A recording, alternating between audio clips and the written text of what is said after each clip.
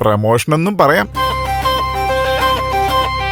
പക്ഷേ എനിക്ക് മാത്രമല്ല, നമുക്കെല്ലാവർക്കും. എന്നുവെച്ചാ എങ്ങനെ? പറയാം ദേവികമ്മായി.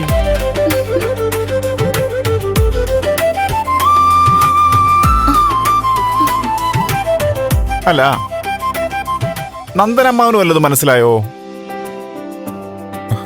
അമ്മാവനോ? ഗിരീഷേട്ട എന്തായി പറയുന്നേ? ചേടാ, അതെ, സാറും മേഡവും മുത്തശ്ശനും മുത്തശ്ശിയും ആവാൻ പോകുന്നു.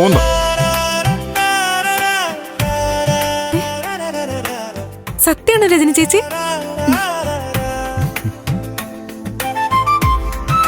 ശരിക്കും നിങ്ങള് അച്ഛനും അമ്മയാകാൻ പോകുന്നാണോ? ഗിരീഷ്, രജനി മോള്. Yes madam.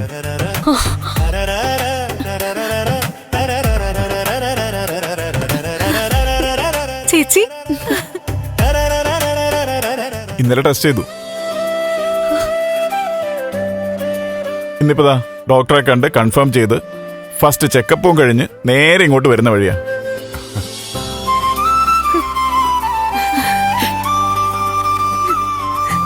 മോളെ,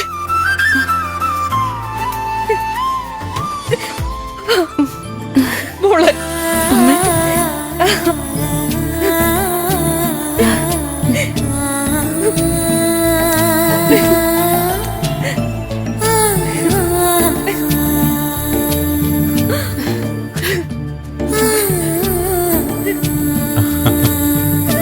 കൺഗ്രാറ്റ്സ്. Thank you.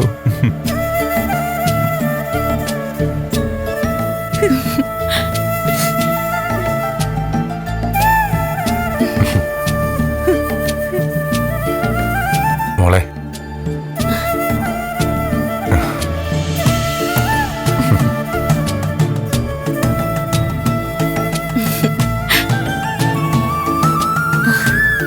രജനി ചേച്ചി, കൺഗ്രാറ്റ്സ്.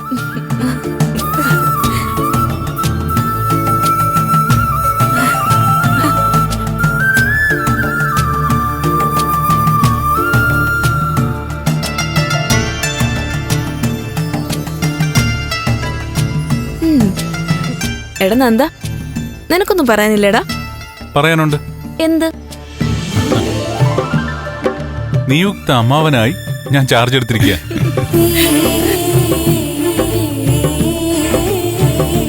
അറിയാലോ, അച്ഛനേക്കാളും അമ്മയെക്കാളും അധികാരങ്ങളാ പിള്ളേരുടെ പല കാര്യങ്ങളിലും അമ്മാവനുള്ളത്.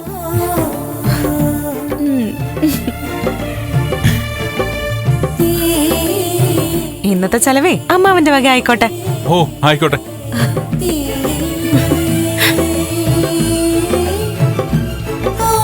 സ്ഥലം MLA പറഞ്ഞ പിന്നെ അതിൽ മാറ്റമില്ലല്ലോ, അല്ലേ അച്ഛാ?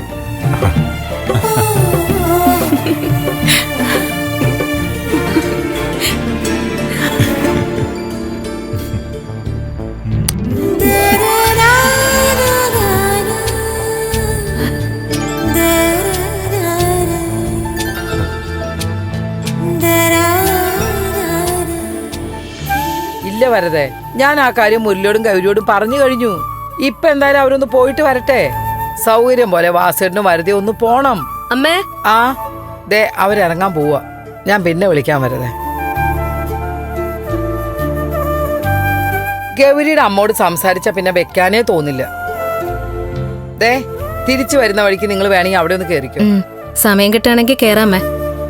എന്നാ ഞങ്ങൾ ഇറങ്ങട്ടെ. പിന്നെ പറഞ്ഞതൊക്കെ അറിയാലോ, എല്ലാം തീരുമാനിച്ചിട്ടേ വരാവൂ. നമ്മൾ 5ന്റെ പൈസ പോലും ശ്രീധനായിട്ട് ചോദിക്കുന്നില്ല.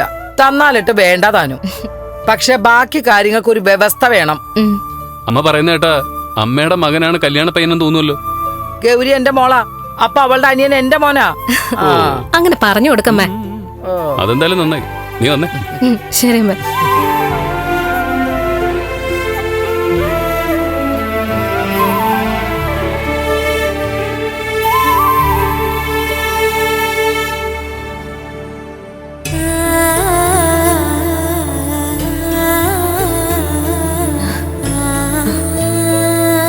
ചേച്ചി, എന്റെ മനസ്സിലെ സന്തോഷം എത്രന്ന് പറഞ്ഞറിയിക്കാൻ പറ്റുന്നില്ല. ചേച്ചി ഒരു അമ്മയാവാൻ പോകുന്നു. നമ്മുടെ കുടുംബത്തില് ഒരാളും കൂടി വരുന്നു. ഞാൻ സത്യമായിട്ടാ പറയുന്നേ. എനിക്കറിയാം.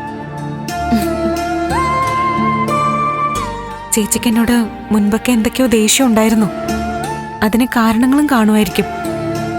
പക്ഷെ ചേച്ചി, എനിക്കെന്നും ചേച്ചിയോട് സ്നേഹം മാത്രമേ ഉള്ളൂ. നല്ല ചിരിച്ച് സന്തോഷിച്ച് കഴിയുന്ന ഒരു കുടുംബത്തിൽ വേണം വരാൻ പോകുന്ന കുഞ്ഞ് വളരാൻ. മിടുക്കനോ മിടുക്കിയോ ഒക്കെ ആയിട്ട് ലാളിച്ച് വളർത്തണം നമുക്ക്. നമ്മുടെ നാടിന്റെ ഒക്കെ അഭിമാനമായിട്ട് മാറണം. Thank you. ദേവികെ, എന്താ ചേച്ചി? നിങ്ങൾക്കെന്താ ഇപ്പോഴൊന്നും വേണ്ടെന്നാണോ? എന്ത്? കുഞ്ഞ്. എനിക്ക് മുമ്പ് കല്യാണം കഴിച്ചവരല്ലേ, ഇപ്പോഴൊന്നും വേണ്ടെന്നാണോ? അങ്ങനെയൊന്നുമല്ല, വൈകാതെ ഉണ്ടാവും.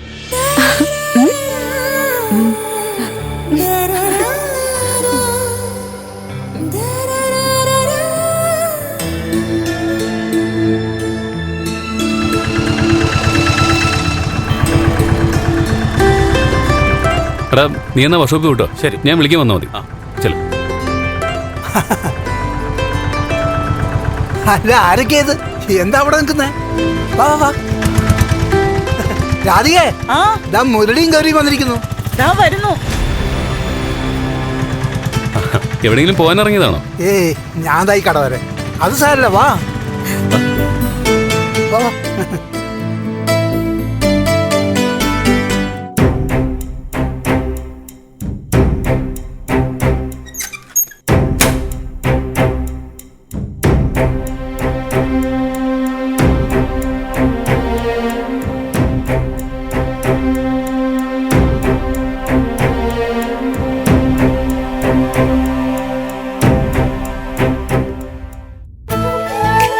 എല്ലാരും ഒന്ന് കണ്ടേക്കാന്ന് കരുതി. ഗൗരി, എന്തിനാ ഇതൊക്കെ വാങ്ങിക്കൊണ്ട് വന്നത്? ആന്റിയുടെ മോള് തരുന്ന ശമ്പളത്തിൽ നിന്ന് വാങ്ങുന്നതാ, വേണ്ടെന്ന് പറയണ്ട. തമാശ പറഞ്ഞാണെങ്കിലും മുരളിയെ പോലെ ഒരാള് ദേവിയുടെ കൂടെ ഉള്ളതിനെ എത്ര ശമ്പളം തന്നാലും മതിയാവില്ല. വാ, ഇരിക്ക് മോളെ, ഇരിക്കും മോളെ, ഇരിക്ക്. ശാരികയല്ലേ? അകത്തിരുന്ന് പഠിക്കുക, ഞാൻ വിളിക്കാം. ആന്റി വരട്ടെ. അതെ, ആദ്യം നമുക്കൊന്ന് സംസാരിക്കാം. എന്താ മുരളി? അങ്ങളെ, ഞങ്ങളിപ്പോ വന്നതേ ശാരികയുടെയും നവീന്റെയും കാര്യത്തില് ഒരു തീരുമാനമാക്കാനാ. നവീൻ മാർച്ചിൽ ലീവിന് വരുന്നുണ്ട്. ലീവ് കഴിഞ്ഞ് തിരികെ പോകുന്നതിന് മുമ്പ് നമുക്ക് ഈ വിവാഹം അങ്ങ് നടത്താം. എന്താ ഒരു ടെൻഷൻ പോലെ? തീയതി ഇങ്ങ് അടുത്ത് പോയി തിരക്കായി പോവും, മറ്റൊന്നിന് സമയം കിട്ടില്ല എന്നൊക്കെയാണോ? അതിനെക്കുറിച്ചൊന്നും ആലോചിച്ച് വിഷമിക്കണ്ട. ആഭരണങ്ങൾ, ഒരുക്കങ്ങൾ, സദ്യ, അതൊക്കെ നമുക്ക് ഉള്ളതുകൊണ്ട് ഓണം പോലെ ആക്കാം. അതെ ആന്റി, ഞങ്ങൾക്കിപ്പോ പെണ്ണിനെ മാത്രം മതി. പൊന്നൊക്കെ പിന്നീട് മതി. അതൊക്കെ നിങ്ങളുടെ ഇഷ്ടം പോലെ അല്ലേ മുരളേട്ടാ? ആ, പിന്നല്ലാതെ. അതുമല്ല, എന്റെ ബോസിന്റെ അനിയത്തിയല്ലേ, അവിടെ നിന്നൊരു കല്യാണം കിട്ടുക എന്ന് പറഞ്ഞാൽ ഞങ്ങളുടെ ഭാഗ്യം.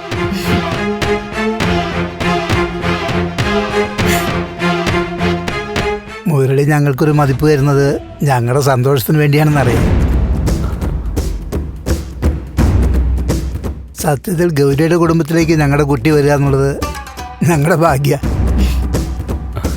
അപ്പോ അങ്ങളെ, നമുക്ക് മാർച്ച് മാസം അങ്ങ് തീരുമാനിച്ചാലോ? എന്താ ആന്റി? തീരുമാനിക്കാം. ദേവികമ്മളോടും നന്ദനോടും കൂടി ഒന്ന് ആലോചിക്കണം. പിന്നെ ചന്ദ്രോത്തുകാരോടും സംസാരിക്കണം. അത് വേണമല്ലോ. ദേവികയും നന്ദനും വേണമല്ലോ മുന്നിൽ നിൽക്കാൻ. നമുക്ക് ഇപ്പൊ ഒരു തീരുമാനമൊക്കെ എല്ലാരെയും അറിയിക്കാം.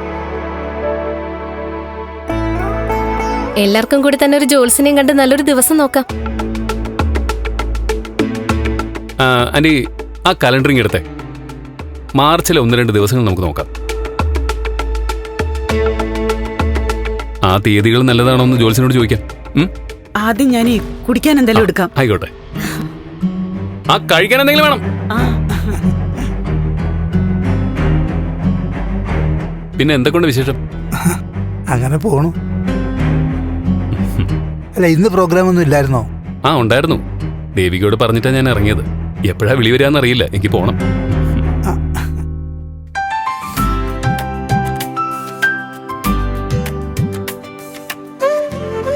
ഇതിന്റെയൊക്കെ ആവശ്യം ഉണ്ടായിരുന്നു എന്താ? പിന്നെ ആവശ്യമുണ്ട്. എന്തായാലും മധുരം വേണം. അപ്പൊ കേക്ക് മതിയെന്ന് ദേവികയെ പറഞ്ഞ്. കേക്ക് മാത്രല്ല, സദ്യയുണ്ട്. പിന്നെ 2 കൂട്ടം പായസം ഉണ്ട്. ആഹാ, അപ്പൊ ഒരു സംഭവമാക്കാൻ തന്നെ തീരുമാനിച്ചു അല്ലേ? ആ, ചന്ദ്രോത്ത് കുടുംബത്തിൽ പുതുതലമുറയിലെ ആദ്യ കൺമണിയല്ലേ വരാൻ പോകുന്നേ. അപ്പോ അതിന്റെ ഒരു ഗമയിൽ തന്നെ ആയിക്കോട്ടെ. ഉം. വാ, വന്നേ. ഇവിടെ നിക്ക്. ആ, നിങ്ങൾ രണ്ടുപേരും കൂടി ഐശ്വര്യമായിട്ട് കേക്ക് മുറിക്കേ. അപ്പോഴത്തേക്ക് സദ്യ ഒരുങ്ങും. ചേടാ, ഇങ്ങനെയാണെന്ന് അറിഞ്ഞിരുന്നെങ്കിൽ ഫോണിൽ കൂടെ വിളിച്ച് പറയണ്ടായിരുന്നുള്ളല്ലോ. ഇങ്ങനെ ഒരു ആഘോഷമൊന്നും വേണ്ടായിരുന്നു. ഇത് നിങ്ങളുടെ സന്തോഷത്തിനല്ല, ഇത് ഞങ്ങൾക്കൊന്ന് ആഘോഷിക്കാനാ. ആ അതെ. ഇനി ഗിരീഷേട്ടന്റെ രചന ചേച്ചി കൂടെ കേക്ക് കട്ട് ചെയ്തേ. ആ.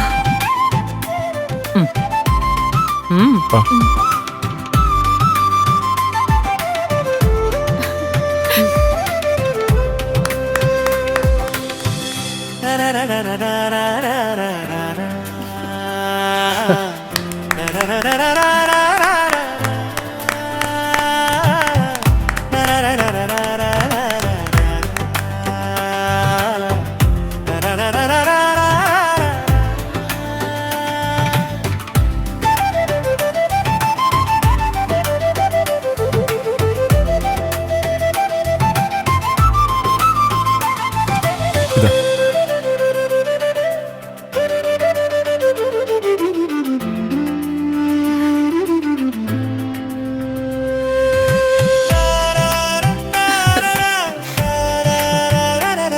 ഉം.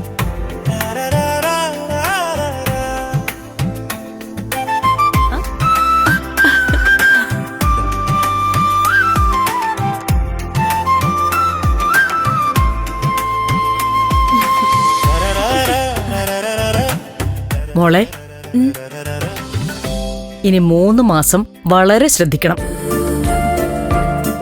അധികം ജോലിയൊന്നും ചെയ്യരുത്. എന്റെ മാഡം, അത് അടുത്ത 3 മാസത്തേക്കല്ല. കല്യാണം കഴിച്ച് വന്നത് മുതൽ അതങ്ങനെ തന്നെ. ജോലിയൊന്നും എടുക്കുന്നില്ല. അതുകൊണ്ട് ആ പേടി വേണ്ട. ഗിരി, ഞാൻ അത്യാവശ്യം ജോലിയൊക്കെ ചെയ്യാനാ. അയ്യോ, ഞാനൊരു കോമഡി പറഞ്ഞതാ. രജനി ചേച്ചി എപ്പോഴും സന്തോഷമായിട്ടിരിക്കണം കേട്ടോ. അതും അങ്ങനെ തന്നെ അല്ല രജനി?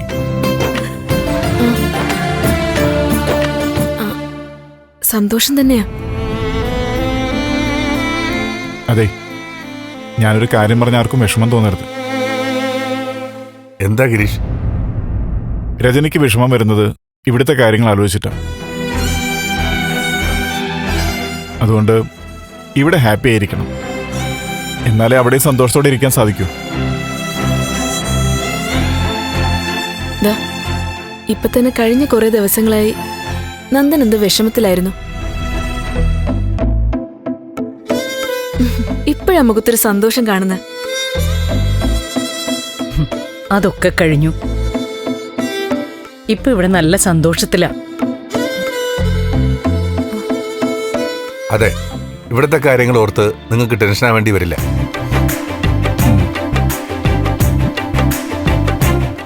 ഞാനെന്ന് അടുക്കളയിലേക്ക് ചെല്ലട്ടെ. സദ്യയുടെ കാര്യങ്ങളൊക്കെ നോക്കണം. ഒരു മിനിറ്റ് കേക്ക് കഴിച്ചിട്ട് പോവാം.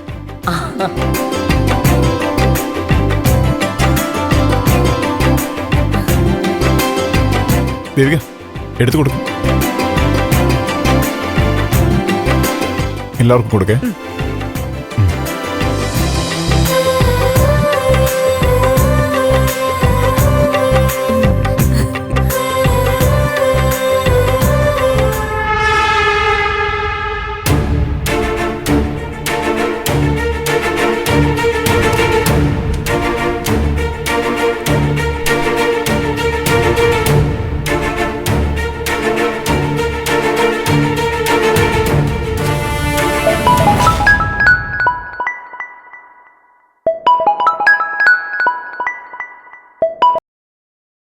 ആ ശരി. മുരളിയേട്ടനൊക്കെ എന്തിനാ വന്നിരിക്കുന്നത്? ആ, അവര് വന്നോ? എപ്പോഴാ വന്നേ? അത് ചോദിക്കാനാ ഞാൻ വിളിച്ചത്. അവരിന്ന് വരുന്നുള്ള കാര്യം ചേച്ചി എന്താ എന്നോട് പറയാത്തെ? അതെന്തിനാ പ്രത്യേകിച്ച് പറയുന്നേ? ഓ, ഒന്ന് ഒരുങ്ങിയൊക്കെ നിൽക്കാൻ സമയം കിട്ടിയില്ല അല്ലേ? അതിന്റെ വിഷമാണോ? ദേ, മനുഷ്യന് ദേഷ്യം വന്നിരിക്കുമ്പോ ഒരുമാതിരി കോമഡി പറഞ്ഞാലുണ്ടല്ലോ. നിനക്ക് എന്താടി? അന്യതൊന്നുമല്ലല്ലോ വന്നിരിക്കുന്നേ. അന്യരാരെങ്കിലും ആയിരുന്നെങ്കിലും സാരമില്ല. കല്യാണം, പ്രസവം, കുഞ്ഞിന്റെ പേരിടല്, ചോറൂണ്, ഇമാതിരി വർത്താനം പറഞ്ഞ് എന്റെ അടുത്ത് വന്നാ എന്റെ സ്വഭാവം മാറും, പറഞ്ഞേക്കാം. പരിചയക്കാരാണ്, കൂട്ടത്തിലുള്ളതാണെന്നൊന്നും ഞാൻ നോക്കില്ല. എടി അനിയത്തിക്കുട്ടി, ആദ്യം കല്യാണം നടക്കട്ടെ. അത് കഴിഞ്ഞിട്ടല്ലേ പേരിടിയിലും ചോറൂണും ഒക്കെ. അവളുടെ ഒരു ധൃതി. ദേ ചേച്ചി, നീ എന്റെ വായിലിരിക്കുന്ന കേക്കുവേ. നീ എന്ത് പറയുന്ന? നിന്നെ ദേ വിളി വന്നിട്ടുണ്ട്, അങ്ങോട്ട് ചെല്ലാനായിരിക്കും. നീ ചെല്ല്. ശരി, നോക്ക്, ഏറ്റവും നല്ലൊരു വിവാഹാലോചന ഏത്? നല്ല സ്നേഹമുള്ള വീട്ടുകാര്, നല്ല പയ്യൻ, നിന്റെ അഭിപ്രായങ്ങൾക്ക് വില തരുന്ന ആൾക്കാര്, സ്ത്രീധനം പോലുള്ള കാര്യങ്ങളൊന്നും ആവശ്യപ്പെടുന്നുമില്ല. അപ്പൊ ചേച്ചിയും കൂടി അറിഞ്ഞിട്ടാണോ അവരിങ്ങോട്ട് വന്നിരിക്കുന്നത്? ഷോ, അവരിവിടേക്ക് വന്നു തോന്നുന്നു. ഞാൻ നിന്നെ വിളിച്ചോളാം കേട്ടോടി.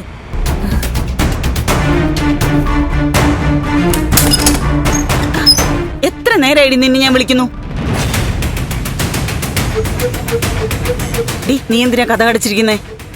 എന്നെ കെട്ടിക്കൊണ്ടു പോകാൻ ധൃതി വെച്ച് കുറച്ചുപേര് ഇവിടെ വന്ന് ഇരിപ്പില്ലേ, അതുകൊണ്ട് തന്നെയാ ഞാനിവിടെ കഥ പഠിച്ചിരിക്കുന്നത്. ഒന്നങ്ങ് തന്നാലുണ്ടല്ലോ. നീ ഒന്ന് വേഗം ആവണേ. അമ്മ, എനിക്ക് കോളേജിൽ പോകാൻ സമയമായി. ആകാശം ഇടിഞ്ഞ് വീഴാന്ന് പറഞ്ഞാലും അവിടെ വന്ന് സംസാരിച്ചിട്ടേ നീ ഇന്ന് പോവും. അമ്മ, പറ്റില്ല. ഇങ്ങോട്ട് വിടാൻ. ഒന്നും പറയണ്ട, 100 കൂട്ടം ഐഡിയാസാ. കല്യാണത്തിന് മുമ്പ് വീട് പുതുക്കി പണിയണം, ഒരു റൂം പണിയണം, കാറ് വാങ്ങണം. ഞാൻ പറഞ്ഞു ആ പഴയ വീടങ്ങ് പൊളിച്ചു കളഞ്ഞിട്ട് പുതിയ ഒരെണ്ണം പണിയാന്ന്. അതിന് അച്ഛൻ സമ്മതിക്കും മുരളിയേട്ടാ. തറവാട് വീടാ, തൊടാൻ സമ്മതിക്കില്ല. എന്നാ പിന്നെ ഒന്നും ചെയ്യണ്ട, കല്യാണം കഴിഞ്ഞ് ശാരിയും കുട്ടി ഗൾഫിലേക്ക് അങ്ങ് പോയിക്കോട്ടെ, അല്ലേ നിങ്ങളെ? ആ, ഇതാ വന്നല്ലോ. കുറച്ചു നേരമായി ഞങ്ങള് വന്നിട്ട്. എനിക്ക് പഠിക്കാനുണ്ടായിരുന്നു ചേച്ചി. എന്താ മുരളിയേട്ടാ, വെറുതെ ഇറങ്ങിയാണോ? വെറുതെയോ? എല്ലാം കഴിഞ്ഞിട്ട് കല്യാണ പെണ്ണിനെ വിളിക്കാന്ന് കരുതിയിട്ട് ഇതുവരെ ശാരിയെ വിളിക്കാതിരുന്നു.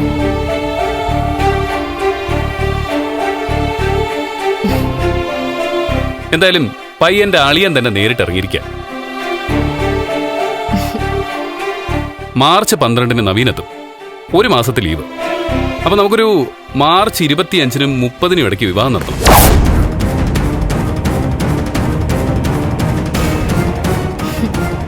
ഞങ്ങള് കലണ്ടർ നോക്കി ഒരു 3-4 ദിവസമൊക്കെ നോട്ട് ചെയ്തു. ഇനി ഈ ദിവസങ്ങളിൽ ഏത് വേണമെന്ന് ജോൽസൻ അപ്രൂവ് ചെയ്യണം.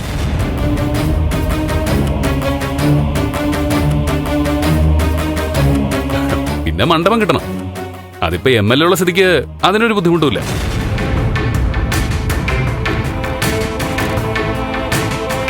എല്ലാം ശരിയായി വന്നാ അവൻ തിരിച്ചു പോകുമ്പോ തന്നെ നിനക്കും കൂടെ പോവാം. അതെ. പക്ഷെ നിന്നെ പെട്ടെന്ന് എങ്ങനെ പറഞ്ഞുവിടുമെന്നാ ഞാൻ ആലോചിക്കുന്നത്. കുറച്ചു ദിവസം നാത്തൂനും കൂടെ കുറച്ച് ചുറ്റിയടിച്ചിട്ടൊക്കെ പോയാ മതി. ചേച്ചി, ഞാൻ പറഞ്ഞല്ലോ, എക്സാം ഒക്കെ വരിക. ഇപ്പൊ എന്റെ മനസ്സിൽ പരീക്ഷ മാത്രമേ ഉള്ളൂ.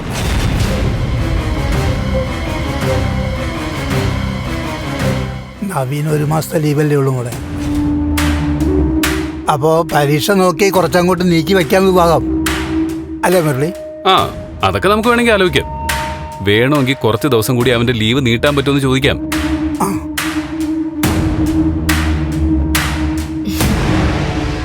എന്തായാലും പരീക്ഷ എഴുതണം, എന്നാ കല്യാണം നടക്കണം.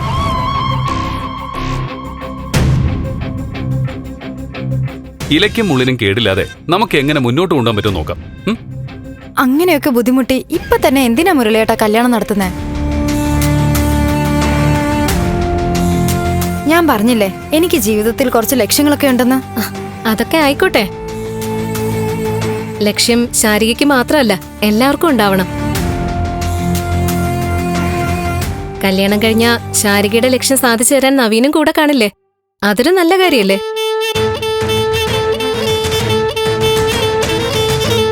പഠിത്തവും പരീക്ഷയല്ലാതെ മറ്റു തടസ്സമൊന്നുമില്ലല്ലോ. ഇല്ല. പക്ഷെ പരീക്ഷ, അത് കഴിഞ്ഞ ജോലി. ജോലി കഴിഞ്ഞ് ശമ്പളം, അത് കഴിഞ്ഞ് പെൻഷൻ.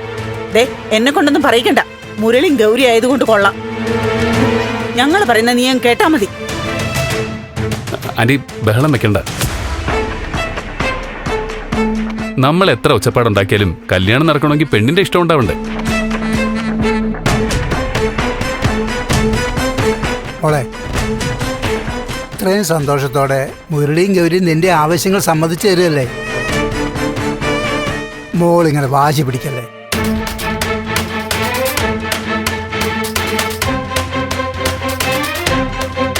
മുരളിയേട്ടാ, ഞാൻ തുറന്നു പറയുന്നതിൽ വിഷമമൊന്നും തോന്നരുത്.